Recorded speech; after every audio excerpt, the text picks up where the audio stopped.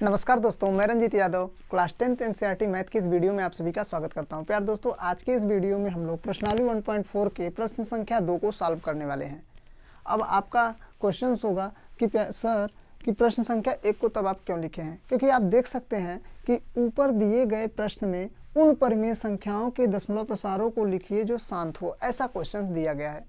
प्यार दोस्तों, इसके पहले हम लोगों ने प्रश्न संख्या 1 को जब सॉल्व किया था तो उसमें हमने देखा था इन सभी परिमेय संख्याओं को हमें छांटना था, कौन इसमें से क्या है शांत आवर्ती है और कौन अशांत दशमलव प्रसार है।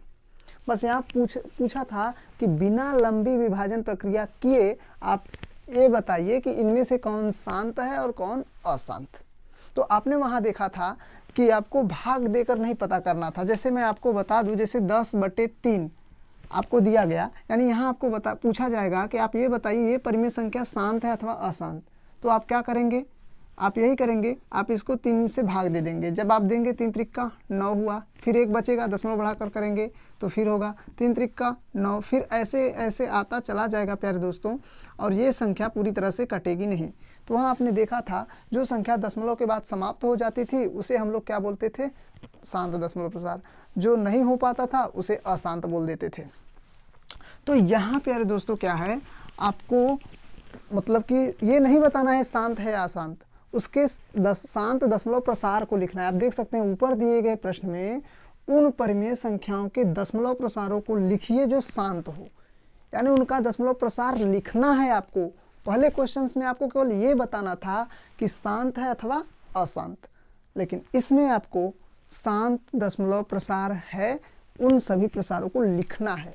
तो अब यहाँ पे तो थोड़ा कठिन पड़ जाता है। कैसे पड़ जाता है कठिन प्यारे दोस्तों, क्योंकि यहाँ आपको 13/3125 दिया गया है, यानी 13 में इतनी बड़ी संख्या से भाग देना है जो कि बहुत ही कठिन हो जाता है। तो यहाँ आपको कुछ आसान तरीका मैं बताऊँगा जिससे आपको इसका मतलब इतने से उसमें भाग भी नहीं देना पड़ेगा और आप आसानी से उसके दशमलव प्रसार को लिख भी पाएंगे। तो बने रहिए वीडियो में मेरे साथ अंत तक, मैं आपको ऐसे क्वेश्चंस को सॉल्व करना ज़रूर सिखाऊंगा। तो चलिए प्यारे दोस्तों, देख सकते हैं।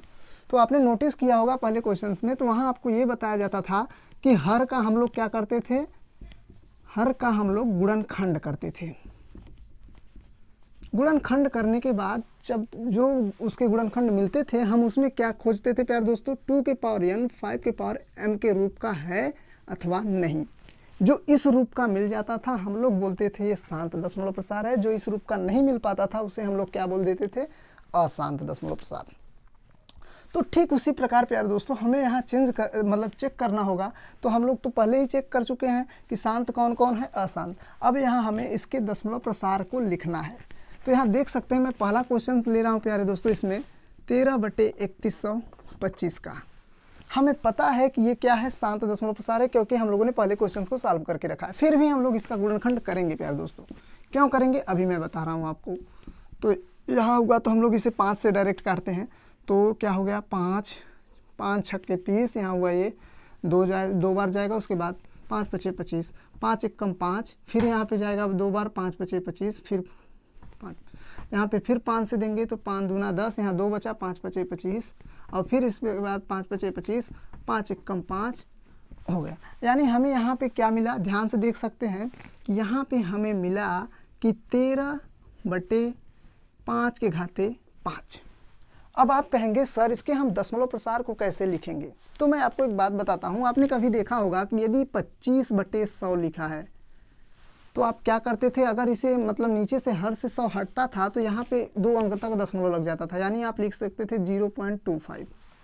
अगर आपको ऐसी संख्याएं मिल जाएं और यहाँ पे नीचे आपको 1000 दिया है, 1000 से भाग देना हो, तो आप जब इस नीचे को 1000 को हटाते थे तो क्या करते थे यार दोस्तों, तो जितने मतलब शून्य हैं नीचे उतने ही आप बाएं तरफ बढ़कर क्या लगा देते थे, दशमलव लगा देते थे। यानी यदि इसको लिखना होता था तो हम क्या करते थे, 3 जीरो है तो 1 2 3, यानी तीसरे संख्या के बाद हमें क्या लगा देना होगा, दशमलव लगा देना होगा। तो यहाँ हम लोगों ने देखा कि यदि हर में जितने जीरो है, यदि उसको हम लोग दशमलव प्रसार में लिखना चाहते हैं तो जितने हर में जीरो है उतनी अंक के पहले हम क्या लगा दे रहे हैं, जीरो लगा दे रहे हैं।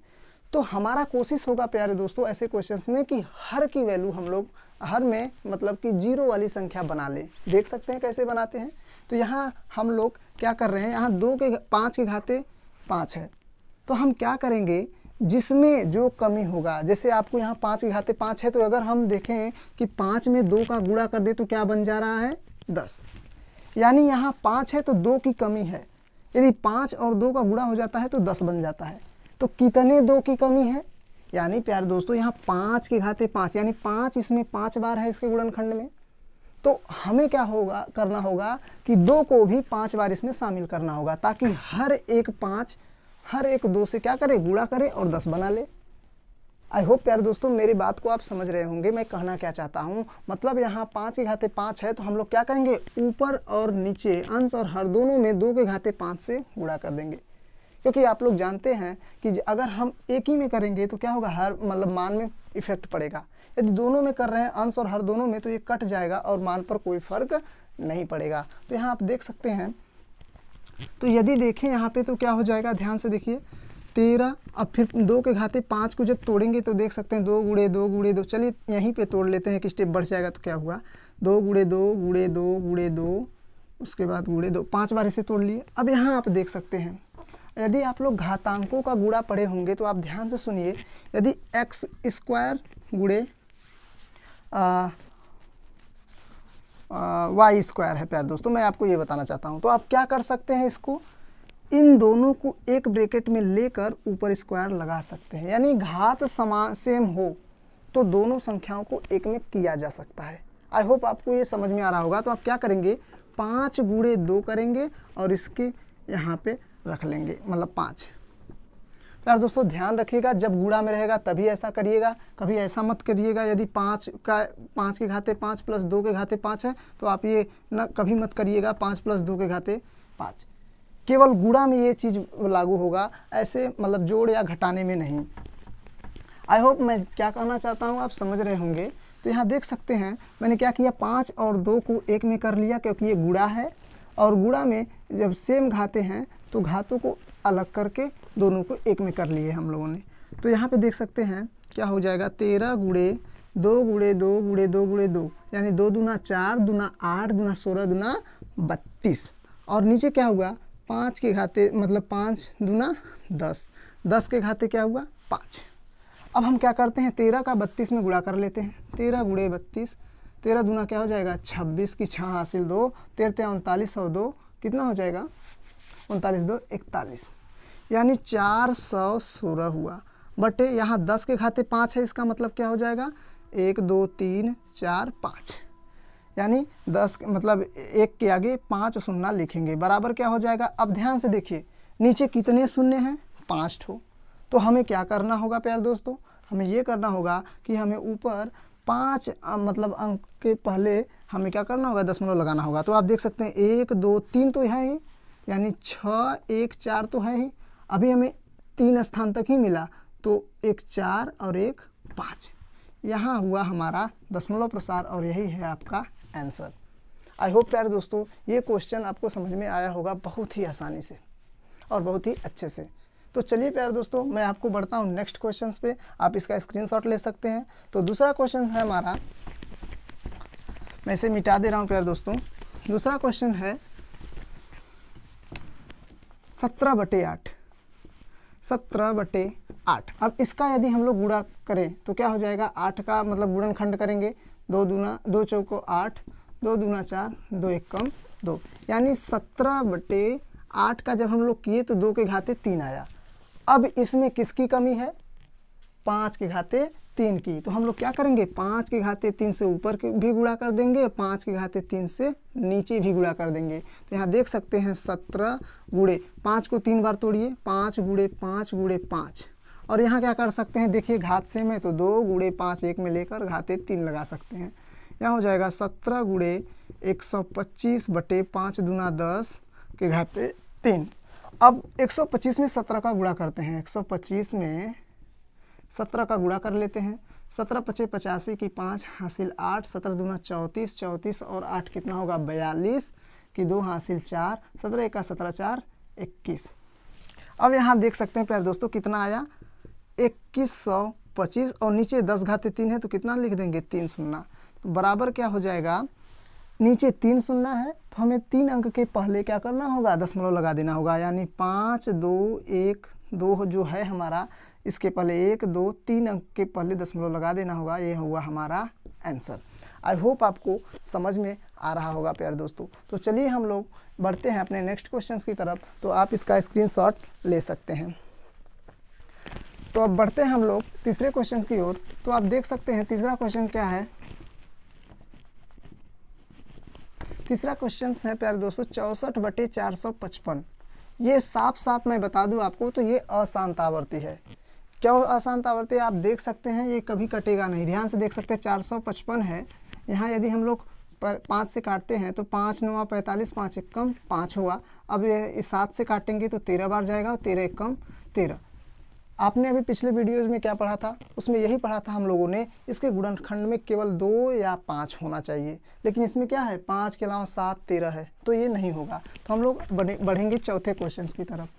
चौथा क्वेश्चन है हमारा 15/16। मैंने पहले ही आपसे बताया था जब ऐसा क्वेश्चन आए तो प्यारे दोस्तों इसे हम लोग और सरल कर लेंगे। सरल करने का मतलब क्या है, एक ही संख्या से दो ऊपर और नीचे भाग देंगे तो क्या हो जाएगा, 5 3 15, यहाँ हो जाएगा 5 3 15 हुआ, 5 दूना 10, 320 हुआ। देख सकते हैं आप 1600 में 5 से भाग देकर देख सकते हैं क्या हो जाएगा, 5 3 15, कितना बचा, 1 बचा, यहाँ शून्य बढ़ाएंगे, 5 दूना 10, क्या बच रहा है, शून्य बच रहा है, ये दोनों तो कट गया है, शून्य बच रहा है तो 0 बार भाग ले जाएंगे, कट गया, 320 आया। तो इसका अब हम लोग गुणनखंड करेंगे इस वाले का। तो 320 का अब क्या करेंगे, गुणनखंड। तो यहाँ हुआ, आप देख सकते हैं 2 से काटेंगे पहले तो 2 1 कम 2, 2 छक्के 12, फिर 2 8 16, फिर 2 चौको 8, फिर 2 दूना 4, फिर उसके बाद 2 1 कम 2, उसके बाद 2 पंजे 10 और 5 1 कम 5। यदि इस वाले गुणनखंड में देखें प्यारे दोस्तों तो हमें क्या मिला, आप ध्यान से देखिएगा, 3 बटे क्या मिला, देखिए 1 2 3 4 5 6, यानी 2 हमारा है 6 और 5 हमारा है 1 बार। अब हर में हमें क्या करना होता है, 0 वाली संख्या बनाना होता है। तो अब देख सकते हैं यदि इसमें हम लोग क्या कर दें कि बन जाए, तो हम लोग क्या करेंगे, ऊपर और नीचे 5 के घाते, अब देखिए ध्यान से, यहाँ क्या है 2 के घाते 6 है, तो हमें 5 के घाते 6 क्या लेना होगा, ध्यान से देखिएगा कि हमें हर में क्या बन जाए, 5 के घाते भी 6 बन जाए, तो हमें यहाँ 5 के घाते 5 लेना होगा और नीचे भी 5 के घाते 5। ऐसा मैंने क्यों लिया, आप ध्यान से देख सकते हैं, क्योंकि गुणा में घाते क्या होती हैं, जुड़ती हैं, और नीचे एक 5 के घाते पहले से ही है, 5 के घाते एक पहले से है। अगर हम 5 के घाते 5 ले लेंगे तो ये घात जुड़ कर क्या बना लेगा, 6। हमें तो इसी की ज़रूरत है। तो यहाँ देख सकते हैं हम 3 गुणे, अब इसको तोड़िए, 5 गुणे 5 गुणे 5 गुणे 5 गुणे 5, और नीचे जब देखेंगे तो 2 के घाते 6 गुणे क्या हो जाएगा, 5 के घाते 6। अब ध्यान से देखिए, यदि हम लोग देखें तो 5 गुणे 5, 5 पचे 25, पंजे 125, पंजे 625 और पंजे कितना हो जाएगा, 3125, यही वाली संख्या आएगी।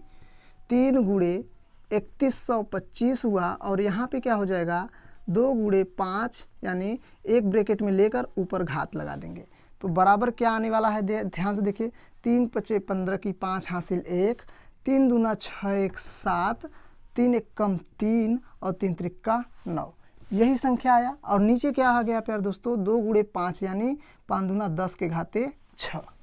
यानी यदि हम देखें प्यारे दोस्तों, नीचे इसलिए मैं नहीं ले जा रहा हूँ ताकि आपको नहीं दिखेगा, इसलिए मैं ऊपर ही ले रहा हूँ बगल बगल में। यहाँ देख सकते हैं 9 3 7 5, और नीचे क्या हो जाएगा, 1 2 3 4 5 6 शून्य वाला संख्या बन गया। और यहाँ देख सकते हैं अब हमें क्या करना होगा, हमें इसके पहले दशमलव लगाना होगा। तो देख सकते हैं 1 2 3 4, अभी 4 ही अंक हैं, तो लिखेंगे 5 7 3 9, यानी 1 2 3 4, हमें अभी तक 6 अंकों तक ले जाना है। ध्यान से देखिए, 1 2 3 4 5 6 शून्य है, तो 6 अंकों तक ले जाना है। 4 हो गया, 5 और 6, यहाँ हो गया हमारा आंसर। आई होप प्यारे दोस्तों आपको दिख रहा होगा। आप इसका एक बार स्क्रीनशॉट लीजिए, तब मैं आपको आगे के क्वेश्चंस को सॉल्व करवाता हूँ। तो आई होप दोस्तों आपने इसका स्क्रीनशॉट ले लिया होगा। तो बढ़ते हैं अपने पाँचवें क्वेश्चन की तरफ। तो पाँचवा क्वेश्चन क्या है प्यारे दोस्तों, आप देख सकते हैं, क्योंकि दोस्तों हमें इसमें वही संख्याओं को मतलब के दशमलव प्रसार को लिखना है जो शांत होंगे। यहाँ देखिए 29/343 है। यदि आप इसका गुणनखंड कर पाते हैं तो आप देखेंगे इसके गुणनखंड में 2 और 5 मिलेगा ही नहीं, इसलिए क्या हो गया, अशांत हो गया। अब बढ़ते हैं अपने इस वाले क्वेश्चन की तरफ, छठवें क्वेश्चन की तरफ।